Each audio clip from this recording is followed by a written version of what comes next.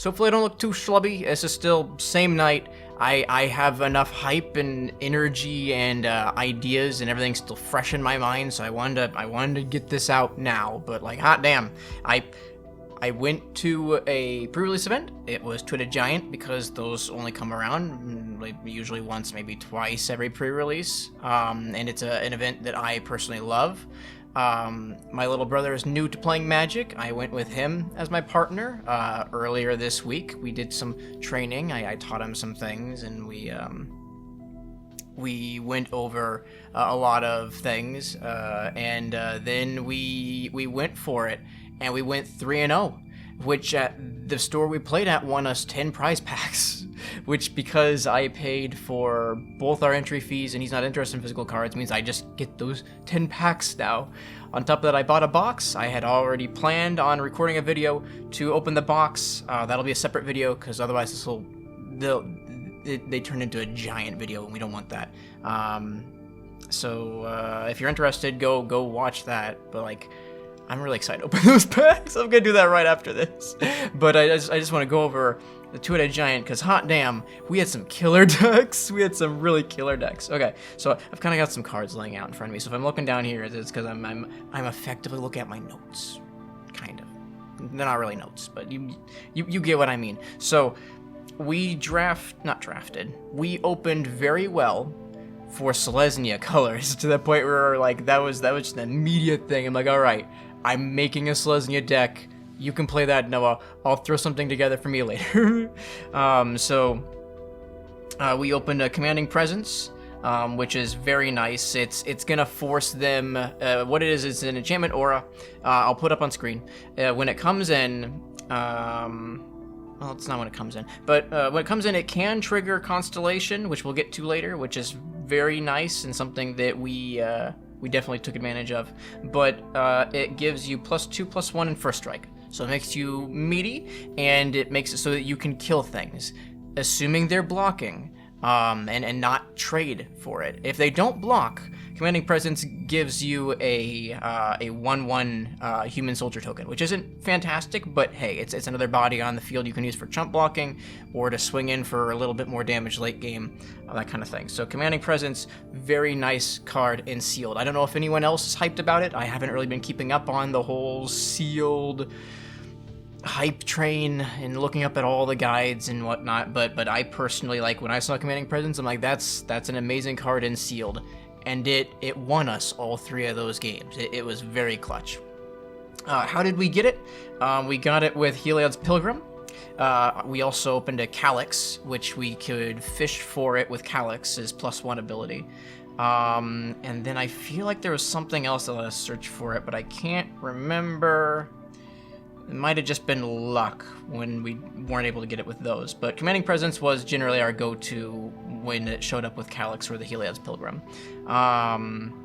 We had a Favorite of Ioris. Again, that'll be on screen. It is a 3 for a 2/2. Its Constellation effect, though, gives it double strike. So because this is a very enchantment-heavy deck, we typically can give it double strike every single turn. And so especially that combined with something like Commanding Presence or any of the other enchantments that we use to buff our boys, double strike can start putting in some work, because either it's going to trade, not trade for something, it's just going to straight up kill something if they choose to chump block it. If they don't chump block it, odds are, with a buff that it's got on it, with some aura buffs or 2, or with some other Constellation effect targeting it and buffing it, odds are it's going to be like a 4 or 5 damage, maybe even higher, of a double strike. And so if that goes in and hits them twice, that's 10 damage right there. On a 30 life match, that's significant. So that was another thing that came in very clutch, was those 2. Calyx was nice. The Planeswalker did make an appearance. We were lucky enough to draw it every single game. Some games he stuck around for a turn or 2, but usually he was killed immediately, because that's just what you do with really good Planeswalkers, is you kill it immediately. But he certainly put in a bit of work on the green side of things. We had Spider Lady. She wasn't that good, honestly. Like, she still triggered the enchantment triggers and whatnot, but we didn't actually get to make any tokens with her, unfortunately. The big clutch thing in green that put in some work for us was Renata. With our devotion, she did get beefy enough. We were able to get some enchantments on her, and she slapped some boys around. Another big thing, all side of Life's Bounty. It's a nymph. It's a 1-for-1/1 lifelink, which by itself is beautiful. I love that kind of stuff. We don't have Heliod, so it didn't get to combo well with Heliod, but still very good in sealed, and I honestly would play it in standard too. You can pay 1 and sack it, and it turns into a God's Willing, which is a fantastic card, giving something protection, either to sneak in damage or to just say, no, your kill spell doesn't kill my guy, protection from black, which we did, and that's what won us our third match, was being able to use that to protect us from black. But I'll get to that particular story in a bit. But yeah, just all around, I'm not going to go into every single card in this deck, but that's kind of the core. Dreadful Apathy was our main thing of removal we were using. We did get to use it to exile a few things, but just being able to lock down attackers and blockers and whatnot was great. And it was just a very, very solid Selesnya deck. And I knew that we had a solid Selesnya deck, and I'm like, I need to find something to support it. And I was toying with the idea of going Izzet, which is red-blue. I was also toying with the idea of going Dimir, black-blue, and I did eventually decide on Rakdos. At that point in time, we had I don't remember the exact time because I wasn't even looking at the clock, because I needed to get these decks done, because I was our deck maker. Noah is not experienced enough to make a sealed deck, so I had to make both decks. In the first deck, the narrowing down what was in the enchantment deck, the Selesnya deck, took a little bit longer than I anticipated. So I was rushing out this Rakdos deck, making all sort of split-second decisions, like, I want to play this, but well, we gotta take this out. We gotta, I like the Portent of Betrayal or something like that. It's one of those cards in sealed that I typically love. When you can steal someone's opponent, some opponent's big dude at the very end to make a clutch swing in with their own guy and win. It's always beautiful, especially when their big win con is like a big flyer and they've made it like a 7/7 or some bullshit, and then you take it, you swing in for 7 with all your other dorks because now they don't have enough things to block with, and you win. It's a great win con. Typically, stealing things when I'm playing red is cards that I put in my sealed decks. This time I removed them because I don't remember why exactly. I think it was a gut instinct. I think that there was a lot of things that let you sack things that would have paired well with it, and some of those sack things I decided I didn't need because I was narrowing some stuff down, and I thought, well, since this combos well with this, I don't need these right now because they.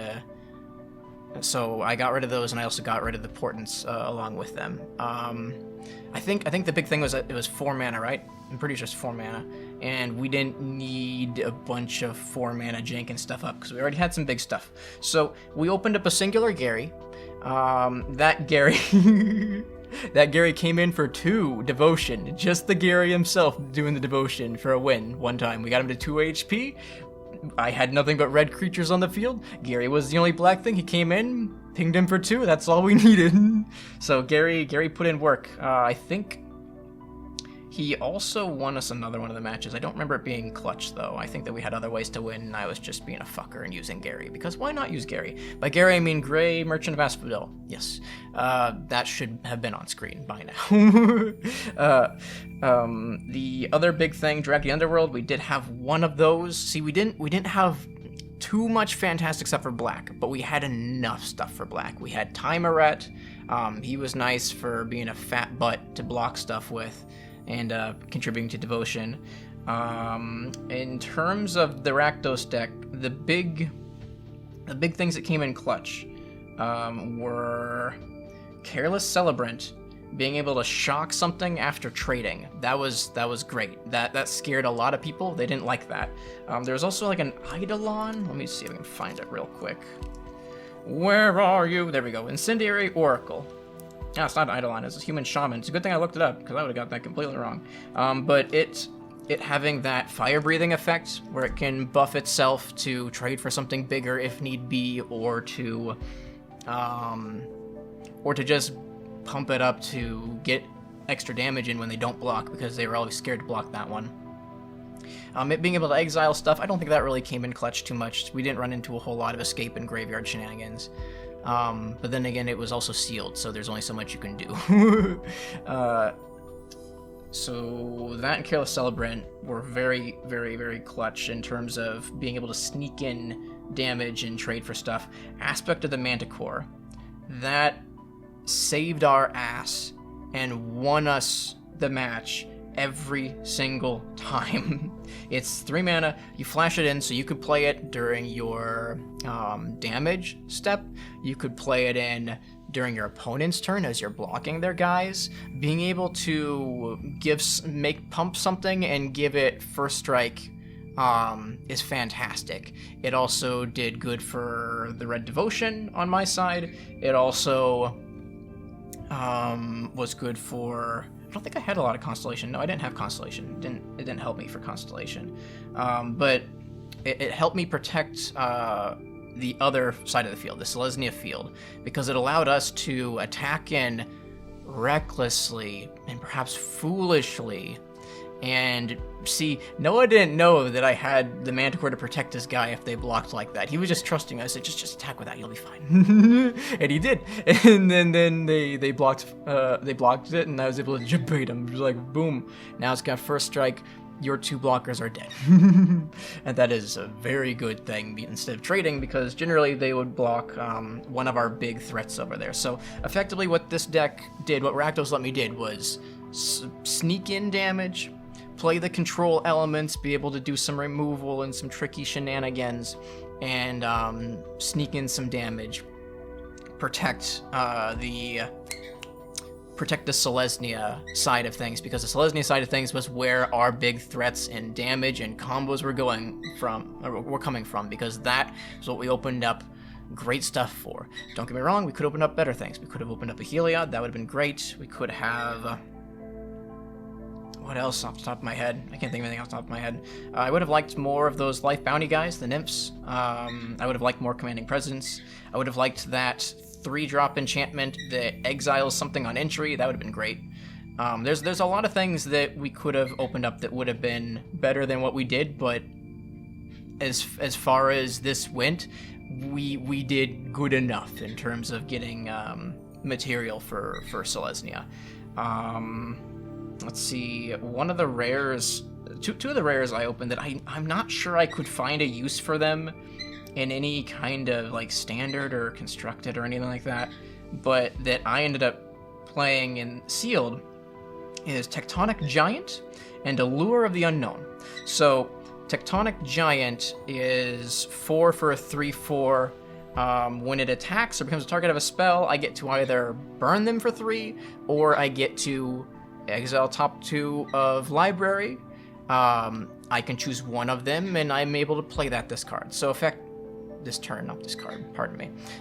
So effectively, you can either burn them to the face or dig for a card, if you need to. Which usually I burned them to the face because it was just better. But every now and then I did dig for a card, and there was a time where I dug for a card. I dug specifically for a swamp so that I could play Gary, and that's what won us the game. Which sounds weird, because you're like, well, but if you just done the 3 damage, then you wouldn't need that clutch extra 2 things from Gary, but I don't remember the exact details, but no, I remember that it was better if we do it that way. Allure of the Unknown is stupidly complicated, but I like it. So it's 5 mana, it's a sorcery, so it's just during one of the main phases. When it comes in, you grab the top 6 cards of your library. Your opponent chooses one of them. They exile that one card, non-land card, so they can't exile like a swamp or mountain. So it's got to be like an instant sorcery, creature, that kind of stuff. So they exile that, and they can play it for free. Of course, they still have to wait till their turn, unless it's an instant unless it's an instant or has flash. So there is still some limitations there. But then those remaining 5 cards, you just get them. So like they get a free bomb probably since you're digging down 6 cards. So they get a free bomb, but you get to effectively draw 5. So that's the big trade-off. It's a very risky thing. If you don't have an answer for whatever threat they have that they just got for free from you, then it's not at all worth it. In our case, how we won the last game was they picked Drag to the Underworld, which was effectively a free murder for them. They had a free murder. We had the lifelink nymph that you can sack for God's willing on the field, and it was the clutchest thing. It was the clutchest thing. They had 3 life left. We had 7 bodies. They had 4 blockers. I guess technically we would have had 8 bodies at the time with the nymph.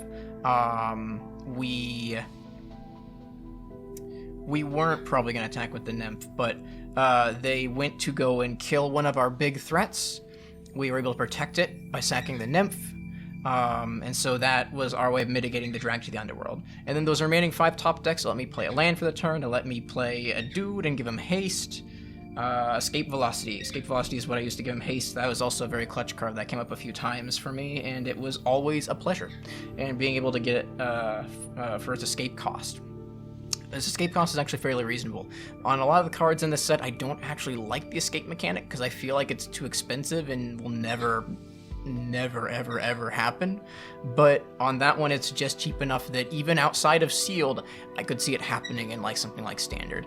Not that you'd probably play that in standard. I mean, maybe. I don't know. I don't think I'd play it in standard. But yeah, that's effectively how it went. The 2 decks supported each other. I think they'd technically be considered mid-range, but in terms of sealed decks, they're effectively the sealed equivalent of aggro. And we went up against control, and we were able to out-remove and control the control decks when needed, and we got meaty boys on the ground, and we're able to consistently sneak in damage or trade well by giving stuff first strike, and that's ultimately what won us 3 games in a row, which is something I've never done. Don't get me wrong, I am good at Magic. I am aware that I am good at Magic. I am decent at Sealed. I am not an expert or a master at Sealed, but I am aware that I am good at Sealed. But winning to this degree is not something I am used to, and I'm really excited. So that's that's my pre-release experience. This video's gone on for more than long enough, so I'm gonna end it here. This was a good day, and it's gonna get better. I have a feeling that we're gonna crack some real winners here.